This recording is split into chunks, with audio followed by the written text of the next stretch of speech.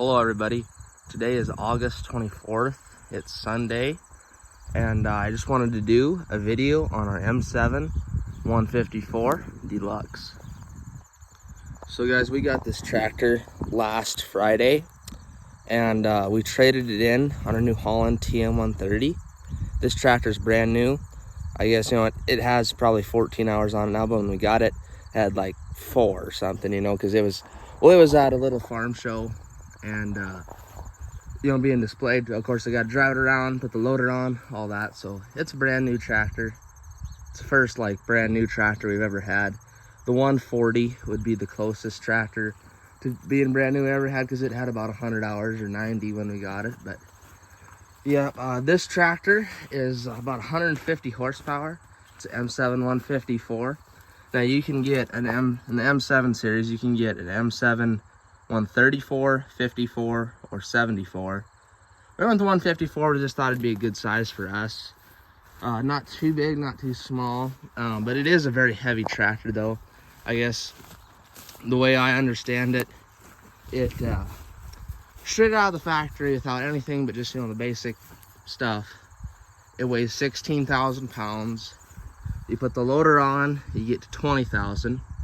It has 4 wheel weights, one on the outside, one on the inside of each wheel. That brings you up to another, another 2,000 pounds. So now you're at 22,000. And I believe that front weight bracket right there, right there, weighs about 700 pounds or so. So I think this thing weighs right about 22.7. So it's a heavy tractor. It's actually only a touch lighter than our 220 Magnum, which is crazy because it's not a big tractor horsepower wise, but it's a big tractor, if you know what I mean. And it has super wide tires. They are, let's see here, 650, 65 R38s. I wish we could have got them in the R42s, but it's all right. I think they'll provide plenty of traction. The loader is a self-leveling loader. KUBOTA actually makes their own loaders. We were told it's supposed to be the heaviest in the industry, but it's a LM2606 is the model on it. And we'll just look at the mounts here, the loader mounts. They are absolutely massive. Just everything about this tractor and loader, everything's just built great, built heavy. The loader is, or the loader bucket, I should say, is a Land Pride. It's an 8-foot bucket, and well, I think my dad must have moved them or something, or no, because those grapples a little closer together. But you just unbolt them U-bolts, slide it over how you want it. We haven't done that yet.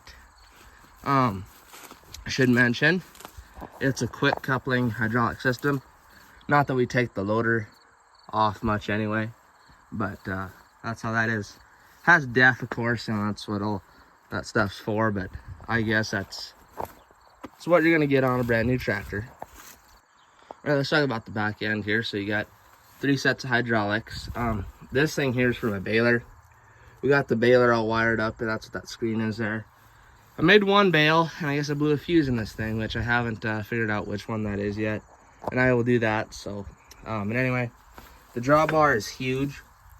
You probably can't tell just by looking at it, but we tried to put our drawbar mounted 316 mower on it, and it wouldn't fit. So we're gonna get bolts for it, which I think my dad already got, and we might hook it up to the disc mower today here.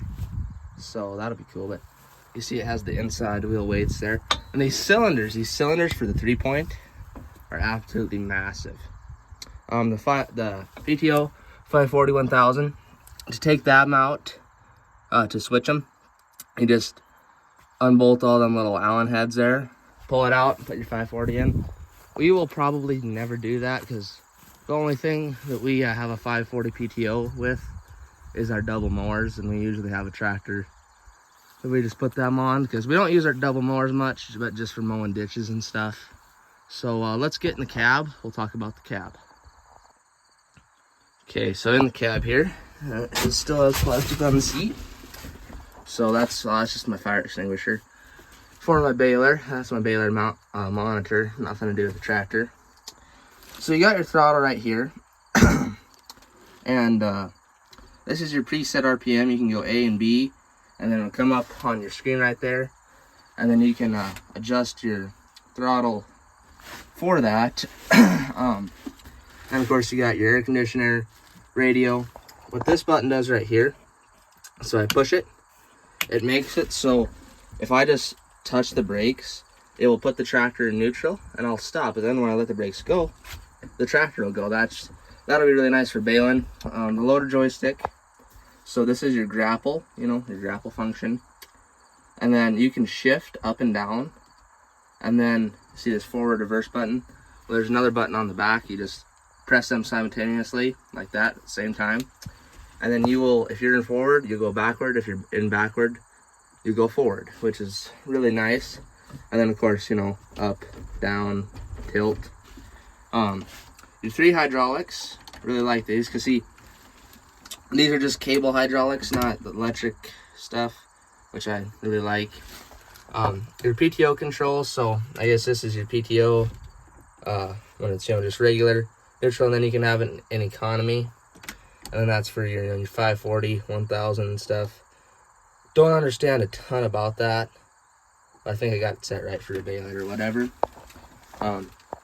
That's your front wheel assist all the time, and then you can put it in auto. That's off.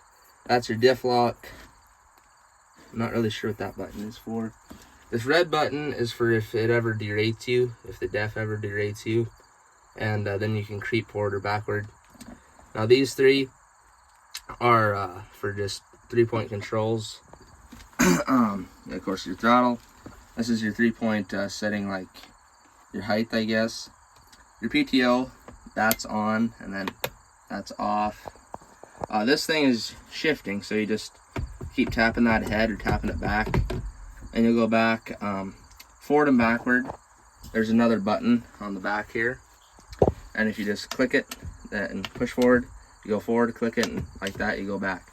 This button here is for jumping ranges, so if you're in one range, you don't want to shift through all the gears to get to another one. You just go like that, and you jump like 6 gears or whatever.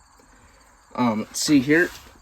That is all your lights and stuff, and you press that to turn the lights on. Under here, that's your battery disconnect button, windshield wiper, and then flashers, and then one of these 2 buttons makes it so you can get out of the tractor without having or get out of the tractor with your PTO on if you had auger or something. What some people don't quite get is this telescope. See, I can bring that up and towards me. I really like. So let's turn the tractor on. Okay, so you don't even have to have the clutch pushed in. And now let me turn the tractor on here. So you got your throttle. I really wish I could zoom out, but I can't. Your fuel, temperature. And you got your def gauge, your hours at 14.7. Neutral, if I press the clutch in, and it goes automatically starts at C1. Take my park brake off. And then this button I did not mention. What's really unique about it is this is for your steering. So you can make your steering, so like in R3 there, I can turn the wheel, and within about 3/4 of a turn, I have my wheels all the way from one direction to the other direction, which is pretty cool. So I'll show you that here. I'll raise up the loader, and we'll put it in R3. It beeps at you to let you know, and then that flashes. You need to have enough hydraulic power to make it switch. So then, if I drive it here, C1. Now watch my wheels and my steering wheel. See how quick, within like less than, not even turning it all the way. And then you can't hardly see that tire, but that is pretty cool, I say. So anyway, that is the KUBOTA M7-154. If you guys have any further questions about it, please let me know and I'll try to answer them. So yeah, tell me what you think, if you have them, what you think about them, or what maybe some issues are. So yeah, it's a very nice tractor, has buddy seat, Bluetooth radio, all them little things. So, and then of course, well, that's just your blinker and your lights and stuff, all that. So, anyway, I'll throttle it down here now. Then I'll see if I go to R2, then it switches, so now it doesn't turn so much. And then R1, you see, well, see there, 160, 30, and then that's off. Beeps at you to tell you it's off. On one other button, that button right there that's green, you know, click it off, click it on. That is for your loader float. That way when you hit a bump or something, your loader just kind of goes with the tractor. That way it's not so hard on the loader, which I really like. Great feature. Yeah, but no, it is pretty nice tractor. I look forward to running it here this fall, and well, for the next few years, however long we keep, because we did buy it, we own it, so pretty excited. And tell me guys what you think. So thanks for watching, guys. Hope you liked the video, and we'll see you in the next one.